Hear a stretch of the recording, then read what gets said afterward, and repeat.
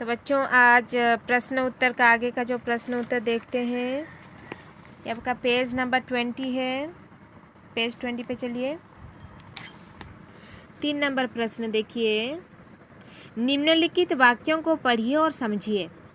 अपनी बुद्धि और भाषा के सहारे सबल हो गया है। प्रश्न यह उठा कि उनकी अधूरी कादंबरी कौन पूरी करेगा।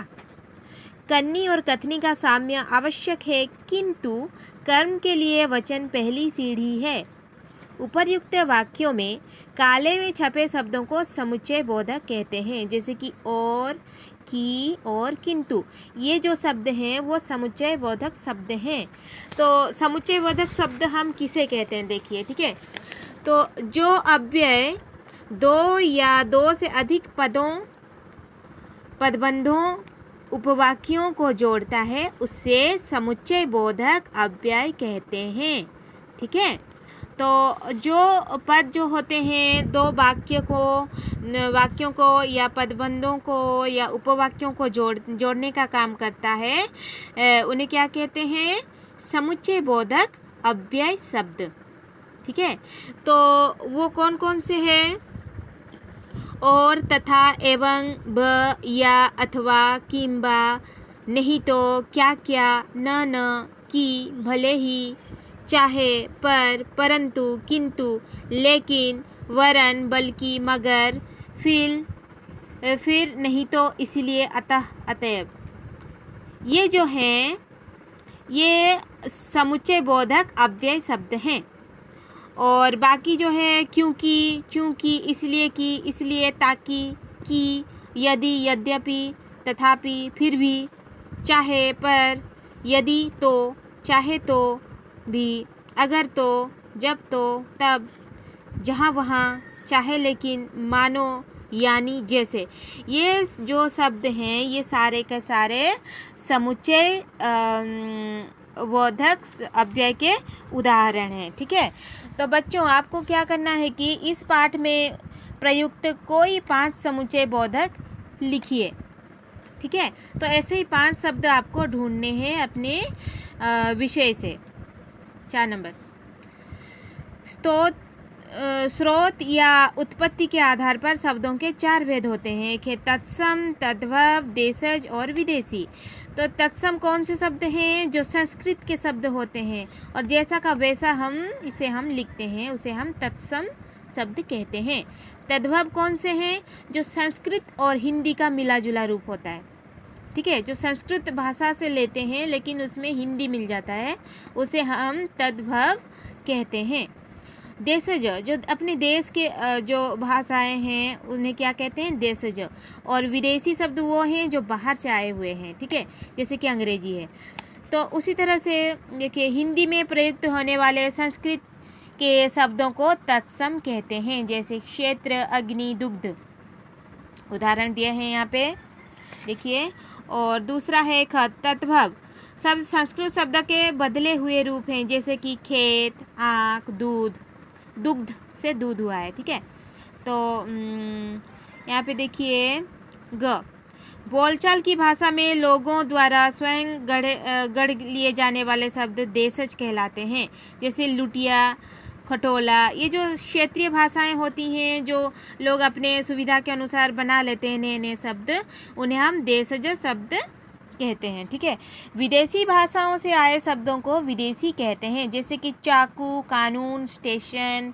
इस तरह से बहुत सारे शब्द अरबी, फारसी से भी बहुत सारे विदेशी भाषा जो हम अभी भारत में उनको हम बोलते हैं, तो उन्हें हम विदेशी शब्द कहते हैं, अंग्रेजी शब्द जैसे कि हुआ, ठीक है।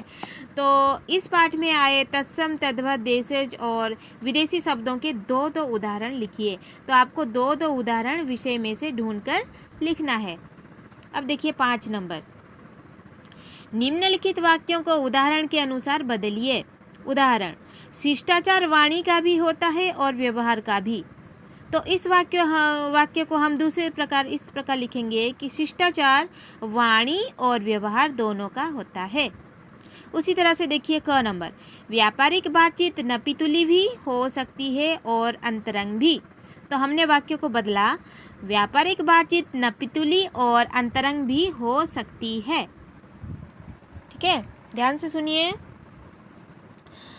कोई वस्तु पूर्ण उदारता से भी दी जा सकती है और प्रसन्नता से भी। तो हमने वाक्य को बदला कि कोई वस्तु पूर्ण उदारता और प्रसन्नता से भी दी जा सकती है। इनकार शिष्टता के साथ भी हो सकता है और शिष्टता अशिष्टता के साथ भी। तो हमने उसको बदला, इनकार शिष्टता के साथ या अशिष्टता के साथ भी हो सकता है। तो बच्चों यहाँ तक आप कीजिए और आपके लिए ये काम है कि स्व परीक्षण हेतु प्रश्न पत्र इसे आपको खुद करना है। ठीक है, तो यहाँ पे देखिए, रेखांकित शब्दों के विलोम शब्द से रिक्त स्थान की पूर्ति कीजिए, करो। तो हमें ये कटु का जो विपरीत शब्द क्या है? मीठे। ठीक है, कटुई का जो विपरीत शब्द है मीठा। हमें कटु वचन न बोलकर मीठे वचन बोलने चाहिए। ठीक है, यहाँ पे हम क्या लिखेंगे? कटु का विपरीत शब्द यहाँ पे लिखेंगे मीठे वचन बोलने चाहिए। इसी प्रकार बाकी का भी कीजिए। शिष्टता आदर का पात्र बनाती है और अशिष्टता अनादर का। ठीक है, इस तरह से बाकी सब भी कीजिए। और यहाँ पे निम्नलिखित वाक्यों में से प्रयुक्त विशेषण विशेष्य छांट कर लिखिए। यहाँ पे विशेषण लिखना है और यहाँ पे विशेष्य लिखना है। ये तो पता है विशेष्य किसे कहते हैं और विशेषण किसे। तो एक मैं उदाहरण बता रही हूँ। कटु वचन सारे किए धरे पर पानी फेर देता है। यहाँ पे है वचन जो है ये आपका है विशेष्य, यहाँ पे लिखेंगे वचन। ठीक है, ये है आपका विशेष्य शब्द, ये वचन है।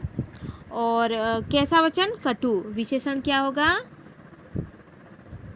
कटु। ठीक है, इसी तरह से आपको विशेष्य विशेषण छांट कर यहाँ पर लिखना है। अब देखिए उदाहरण, देखो, समझो, लिखो। ये उदाहरण पढ़ के आप खुद कीजिए और यहाँ पे ता प्रत्यय का प्रयोग करके भाववाचक संज्ञा बनाओ। जैसे कि शिष्टता, भव्य युक्तता, भव्यता, योग्य युक्तता, योग्यता। ठीक है, तो अपने मित्र अपनी सखी को एक पत्र लिखो जिसमें मधुर वचनों एवं शिष्टाचार का महत्व बताया गया हो। ये अपने एक पत्र लिखना है आपको यहाँ पे अपने सखी या मित्र को, और ये आपका होमवर्क है। तो इसको आप कीजिए होमवर्क। ठीक है, ये स्व परीक्षण हेतु प्रश्न पत्र आपका होमवर्क है और बाकी के प्रश्न उत्तर भी कीजिए। Thank you.